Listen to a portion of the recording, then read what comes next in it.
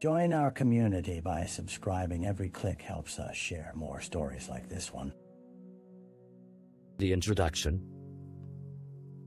The light of dawn crept hesitantly through the thick oak trees, casting elongated shadows across the forest floor. A chill hung in the air, thick with the smell of damp earth and mold. It was the kind of morning that made you question whether spring would ever fully arrive. In the solitude of woods and park, the world felt suspended, untouched. Yet, beneath the surface tranquility lay a darkness that would soon shatter this fragile peak. On a desolate walking path, a jogger's rhythmic footsteps echoed against the silence. The sound of his breathing gradually deepening, his adrenaline kicked in. He wasn't prepared for the discovery that awaited him at the base of an ancient sycamore tree, roots protruding like gnarled fingers reaching for assistance. It was twisted and darkly beautiful, a stark contrast against the glimmering dew on the grass. He paused, instincts flaring when he noticed a dark object tangled in the roots. Approaching cautiously, the forest seemed to hold its breath. The jogger's heart raced, but he pressed on, drawn by a morbid curiosity. The object revealed itself, an abandoned backpack, leather and stain, one strap flung over a root, as if in a hurry to all thoughts of exercise vanished as he gathered the courage to open it. A hollow feeling surged in his stomach when he saw it held items that suggested it belonged to a missing persona. Small photograph, a handwritten note, a cracked cell phone. Lost in the wilds of Woods End, the items whispered a tale of desperation and fear. The jogger reached for his phone, fingers trembling, knowing instinctively the world beyond this lonely park would never be the same again. The investigation that would ensue would unravel secrets buried deep within the shadows of this seemingly serene landscape. A landscape made sinister by what it had concealed. The victim, 21-year-old Emily Carson, was a name that resonated through her small town of Silver Ridge, a place where everyone knew each other's business. A bright college student, with ambition coursing through her veins, Emily balanced her coursework and a part-time job at the local coffee shop. Her laughter could light up even the driest days, inviting friends to gravitate toward her infectious spirit. But beneath her cheerful exterior lay the burden of her recent struggles, academic pressures, family expectations, and a blossoming anxiety that sometimes cast shadows too dense to dispel. As the sun rose over Silver Ridge that Thursday morning, its light mixed with the murmur of the town awakening. Emily's absence was felt when the bell rang at the university and her desk remained dark and empty. A professor noted her absence with a furrowed brow, concern echoing through the lecture hall. Her friends exchanged worried glances, sharing whispers about missed meetups and unanswered texts. Had she gone on a spontaneous adventure? Or was something more sinister afoot? The day stretched on. By dusk, her friends gathered in the cafe where she worked, all of them too worried to maintain their usual banter.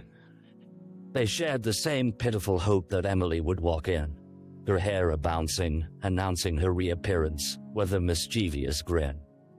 Instead, silence filled the air, thick with the sense of impending dread. As darkness fell over Silver Ridge, a flurry of activity surged within the police station. Officers taking turns to respond to phone calls from concerned citizens. A missing person report was filed. Emily's parents, frantic and distraught, stared down at their phones, willing a sound, a message, anything that might signal their daughter's safety. They weren't prepared for the storm brewing just beyond the horizon, one that would cascade through the lives of her loved ones and pull them into a maelstrom of grief and unanswered question. And in the heart of Woods and Park, more details awaited discovery. The backpack telling a story that would entwine the lives of many, leaving an indelible mark on the town of Silver Ridge. The crime scene. The sun was now a reluctant witness, breaking through the overcast sky as the jogger, shaken by the discovery, waited by the path. The cold bite of fear held him captive until he spotted the glint of a police badge approaching in the distance. Officers emerged from their vehicles, cutting through the fog of uncertainty that hung over the park like an uninvited guest.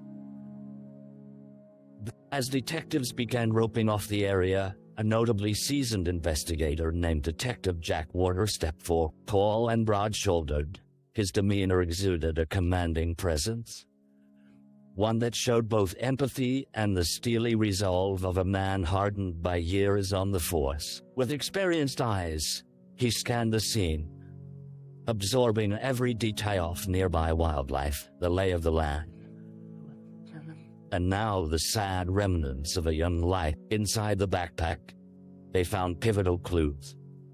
A crumpled photograph of Emily with friends, everyone smiling against a vibrant background, a neatly folded map of Silver Ridge, and a small diary with a few pages marred by emotional scrawls about midterms and the stress that seemingly engulfed her. It was painfully clear. This was not merely a case of a lost girl, but one that suggested deeper turmoil. As forensic teams arrived, official chatter echoed off the trees, a jumble of words that only heightened the tension. Officers carefully lifted the items, placing them into evidence bags, their movements deliberate and measured, as if treating the remnants with the utmost reverence. The sense of urgency transitioned to somber resolution. The need to uncover the truth outweighed their emotions, though they felt their weight pressing down on them. Camera flashes punctuated the gray haze, documenting every angle of the crime scene. Nearby, nature continued its unyielding march, indifferent to the tragedy unfolding. Detective Warner surveyed the area, honing in on the possibility of disturbances in the underbrush, a hesitation in the scenery that nearly whispered secrets of its own. As the day drew to a close, the sun made a final, desperate effort to push through the clouds, casting long shadows that danced ominously among the trees. This darkened stretch of Wood's End would soon become a focal point of intense investigation, a turning point where innocence and horror converged, pulling the very fabric of Silver Ridge into a gripping web of mystery and anguish. The early investigation. Detective Jack Warner stood at the desk cluttered with evidence reports in the Silver Ridge police station, the weight of his task pressing down on him. A tight-knit community now found itself unmoored, and the fluorescent lights above flickered with an intensity that reminded him of their urgency. The town needed answers, and he was determined to provide them. After reviewing Emily's disappearance, he gathered his team for an initial briefing. With photographs of her smiling face displayed on a projector, the stark contrast of her vibrant energy against the ominous backdrop of what lay ahead was jarring. "We need to map out her last known movements," Warner asserted, his voice steady. "Contact everyone she interacted with in the last 72 hours. Friends, co-workers, anyone who might have seen her." Officers moved with purpose, breaking into small units to canvass the cafe where Emily worked. As they arrived, the familiar hum of conversation dimmed, giving way to hushed whispers and nervous glances. Emily's co-workers struggled to make sense of what had happened, their expressions a canvas of disbelief and anxiety. They remembered her fondly bright, driven, but recently seeming weighed down by something unspeakable. One barista, a close friend named Lisa, recalled a conversation they had shared just days earlier. She mentioned feeling overwhelmed, like she was in a deep hole she couldn't climb out of. Lisa recounted, her voice wavering, but nothing indicated she wanted to disappear. Emily loved life, loved us.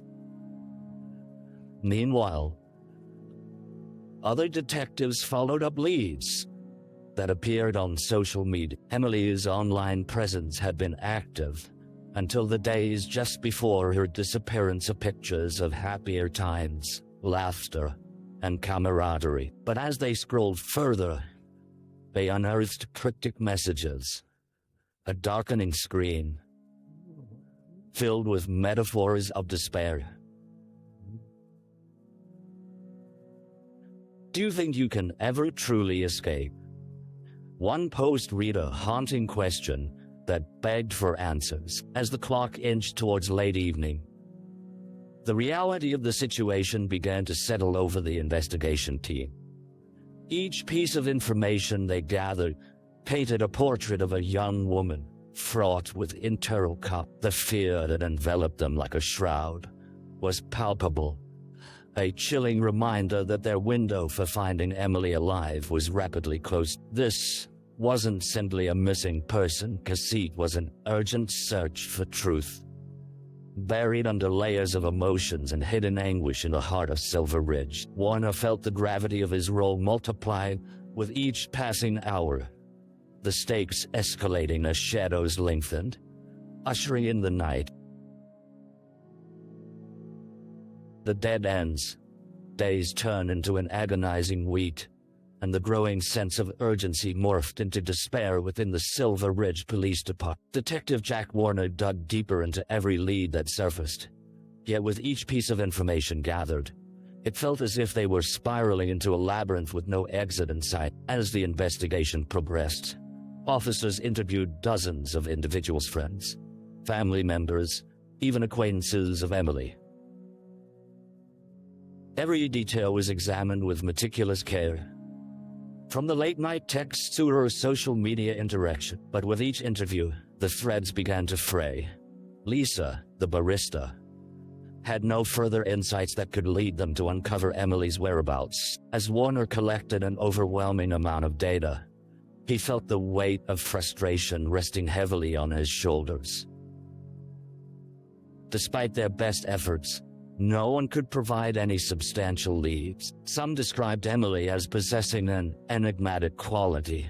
She had a circle of friends, but often retreated into her own world. She'd just log off for days, one friend remarked, shrugging off questions of any peculiar behavior, leaving Warner with only an uneasy feeling of ambiguity.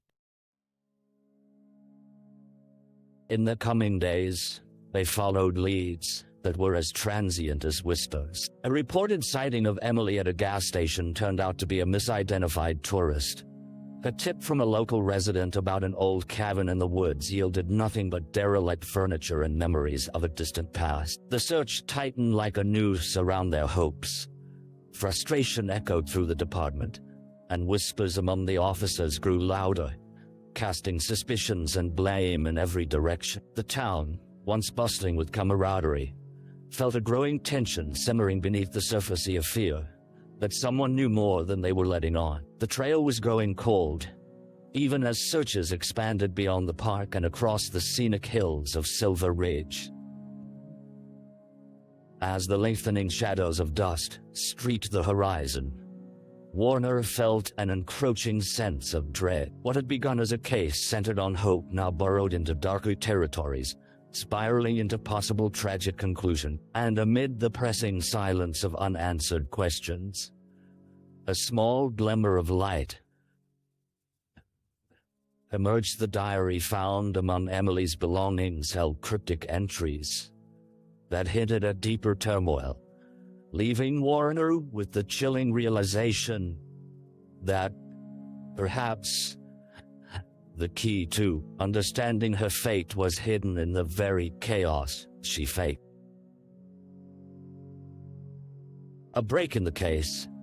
On the 8th day since Emily Carson was reported missing, fatigue settled over Detective Jack Warner and his team like an unwelcome coat. Yet, in the dim light of the back room at the station, a spark of hope ignited when forensic analyst Sarah Janes entered with a fresh batch of evidence. Her usually calm demeanor was tinged with uncharacteristic excitement, and she held a file close to her chest.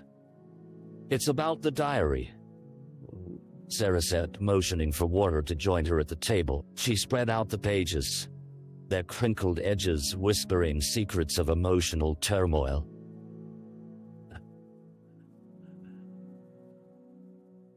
"I think we might have a lead." In the flickering fluorescent light, the contents of the diary took on a new significance. Sarah had focused her attention on a particular entry that caught her eye. Dated just 2 nights before Emily went missing. It was a confessional piece, but buried within the words were nameless individuals Emily had mentioned, people who had hurt her feelings and left her feeling vulnerable. One name in particular stood out: Jake Thompson, a former classmate known to have a volatile temper. Emily never spoke about any actual confrontation, but it seems he had a significant impact on her emotional state. Sarah explained, her voice steady. "Might be worth investigating." Warner's pulse quickened as he jotted down notes, the duo aware that they were shifting away from ambiguity into a more tangible path. They quickly dispatched a team to locate Jake, tracing him to a rundown apartment complex on the outskirts of town. The urgency built within Warner as he balanced the fear of what they might uncover with the flicker of hope igniting in his chest. As officers arrived to confront Jake, they found him at home, seemingly unfazed by the arrival of the police. His demeanor was casual, the kind of nonchalance that sent alarm bells ringing in Warner's mind. When questioned about Emily, Jake's answers came off as evasive, his body language a curious blend of defensiveness and annoyance. The officer's instincts kicked in, sensing that Jake was obscuring something more sinister. Before long, in the deliberate questioning of his Olivia timeline that examined his whereabouts during the timeline of Emily's disappearance, the facade began to crack. A breakthrough was forged in the intricate dance of denial and guilt, and Warner realized the truth was beginning to surface. This could be the tip of the iceberg. Moments of resolve gripped Warner as he considered that they might finally secure an urgent lead to root out the darkness that had swallowed Emily Carson. The investigation was about to take a decidedly darker turn, one that might finally provide the answers the community so desperately sought. A suspect, Jake Thompson, sat with his back against the wall of the interrogation room, the stark white light overhead pulsing almost rhythmically, intensifying the tension that permeated the air. Detective Jack Warner leaned forward, elbows resting on the metal table, his gaze locked onto Jake's. The silence between them hung heavy, a taut thread ready to snap. "We know you were in contact with Emily," Warner began, his voice low yet authoritative. "Her friends describe you as someone who affected her deeply. It's time to be honest with us." Jake shifted in his chair, an eyebrow arched defiantly. "I hardly think I'm the one you should be focused on. Emily was complicated. We had a past, but I didn't hurt her." The urgency of Jake's tone belied the calm expression he attempted to maintain. Warner's instincts fired, sensing both fear and arrogance lurking beneath the veneer. Complicated how? He pressed, noting how Jake's words danced around the truth, rather than confronting. There were things we fought about, things she couldn't let go of. But I never threatened her.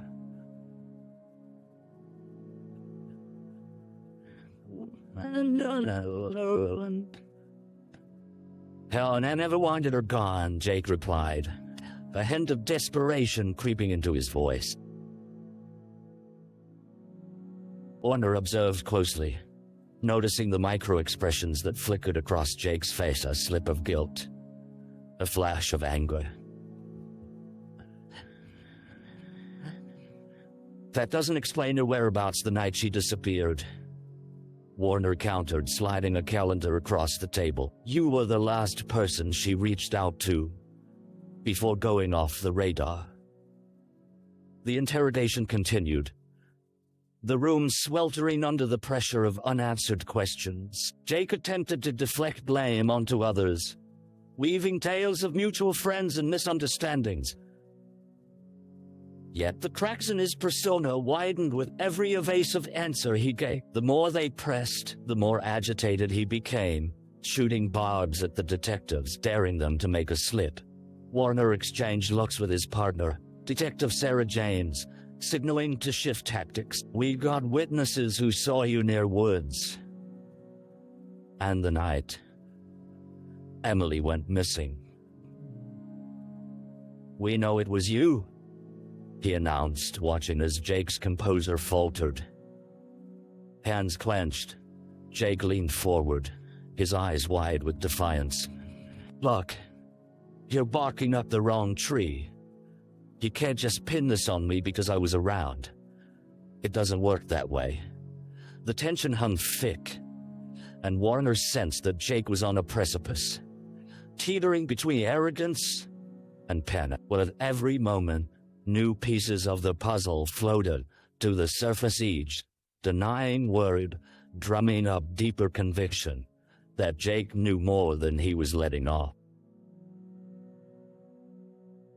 As the interrogation pressed on, Warner felt like the coil of the investigation was tightening around Jake, whose act of innocence began to feel like a disguise, crafted in desperation. The small-town hero facade was fraying at the edges, and the question lingered in the air, heavy and unspoken. Was it a mask for innocence or a cover for darkness? The trial.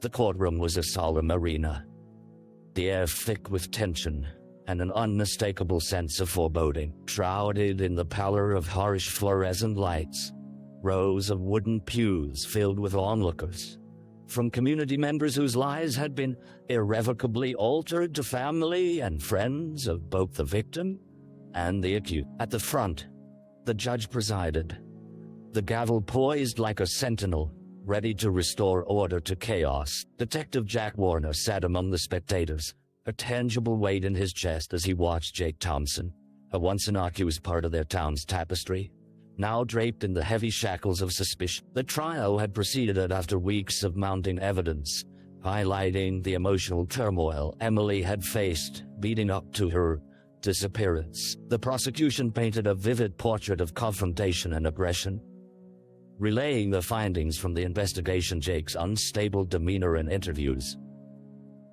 paired with witnesses, placing him in the vicinity of Woods.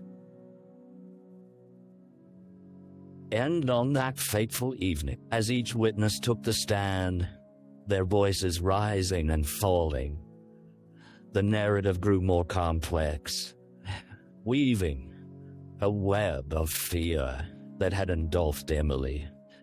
Isn't it true that you'd had disagreements with Emily before she vanished? The prosecutor asked, leaning into Jake's resolve. He gripped the edge of the witness stand, the leather of his shoes creaking as he shifted nervously. I never threatened her, Jake snapped in return, his anger erupting like a dam burst. Those were just fights between friends. The courtroom murmured in response, small gasps echoing through the crowd as emotions simmered close to the surface. As the prosecution pushed for clarity on Jake's actions that night, the tension unraveled like an intricate braid, every thread feeling taut and vulnerable. Defense attorney Sarah Brooks seized the moment, calmly redefining the narrative around Jake. She capitalized on the uncertainty, presenting him as a victim of circumstance, a scapegoat caught in an overwhelming storm of grief and speculation. "There's no definitive proof linking my client to Emily's disappearance," she said, her voice steady. "This prosecution is relying on assumptions, not facts." With the trial stretching into its second week, emotions flared with each day, painful reminders of Emily's absence weaving through the testimony. The family sat front and center, expressions shifting from steely determination to quiet resignation as they listened to the dissection of their daughter's life. As days flowed into one another, Warner continued to observe Jake's demeanor. The push and pull of his reactions. The boy who had once been the subject of youthful rebellion now wrestled with the weight of anguish, the trial measuring not just guilt, but the financial and emotional toll on the community at large. When the day of the verdict arrived, a palpable dread enveloped the courtroom. As the jury filed back in, collective breaths were held. Warner could feel the unease cascade through the observers, the moment rich with uncertainty. As the jury foreman spoke, the words that would reverberate through Silver Ridge, life as they knew it teetered on the brink of devastation or justice. Jake's fate hung in the balance, intertwined with the town's collective healing and lingering anguish. The outcome would dictate not just his future, but also share a heavy burden. The town's haunting whispers of unresolved grief would finally whisper the face of truth.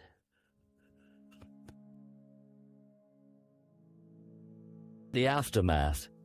The verdict echoed through the courtroom like a tolling bell, sadness and relief mingling in the air.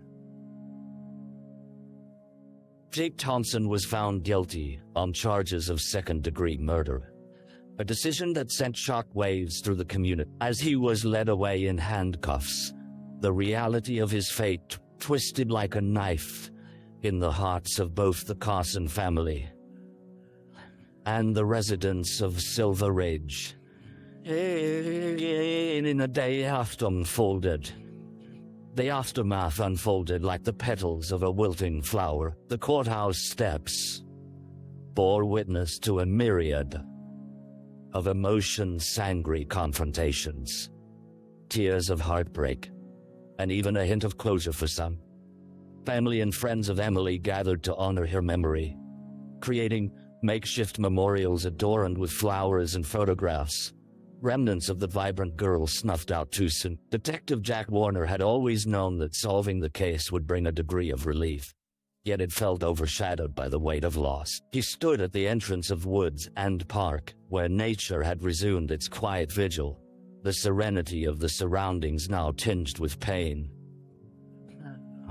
Emily's laughter echoed in his mind, a bittersweet reminder of a life upended by darkness. Community meetings sprang forth in response to the tragedy, a collective pursuit to address issues of mental health and domestic violence, these shadows that had lingered beneath the town's surface for too long. The residents spoke earnestly, their voices a blend of anguish and determination, inspiring initiatives aiming to prevent future tragedy. Posters were plastered across town, advertising support groups and workshops, a testament to the resilience of a community grappling with grief. Though justice had been served, it wasn't free from complications. As Jake prepared to appeal the verdict, his defense team spun narratives of innocence and manipulation that sent ripples of discontent through the community. Those who believed in his guilt rallied together, intent on fighting for Emily's legacy, and the truth they could not bear to see diminished by doubt. Warner became a quiet observer in this shifting landscape, his pulse tuned into the community's heart. For him, the case had been an evolutionary journey that revealed not only the darkness lurking within individuals, but also the light that could shine from a united front. As the seasons began to change, patches of hope budded amidst grief, tangled up in the need for healing and understanding.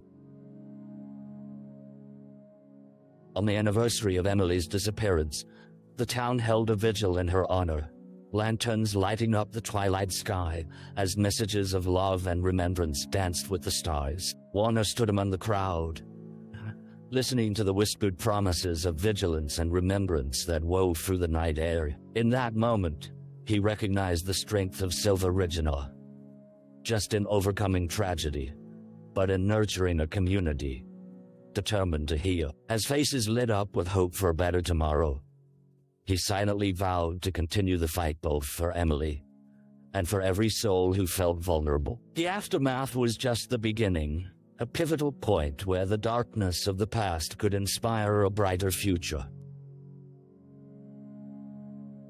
Reflection. In the months that followed the verdict, Detective Jack Warner found himself navigating the complexities of healing, a process that felt both personal and community-driven. The triad had laid bare the wounds festering in Silver Ridge, yet it also illuminated the path toward recovery and awareness. Each day, as the sun dipped below the horizon, he reflected on the profound loss and the collective determination to honor Emily's memory. Warner's office became a sanctuary of sorts, a space cluttered with case files that spoke of the past, but also symbolized hope for the future. On particularly heavy days, he would gaze out the window, watching the town slowly reclaim its spirit. Families reunited in parks, laughter echoing louder than before. He saw that the groundwork laid in Emily's name had created ripples far beyond what he once believed possible. He often returned to the memorial in Woods and Park, the flowers now wilted and replaced with newer offerings. Each visit reminded him of the fragility of life and the importance of vigilance. The community meetings continued, a testament to their commitment to not only remember Emily, but to ensure that silence and fear would no longer govern their conversation.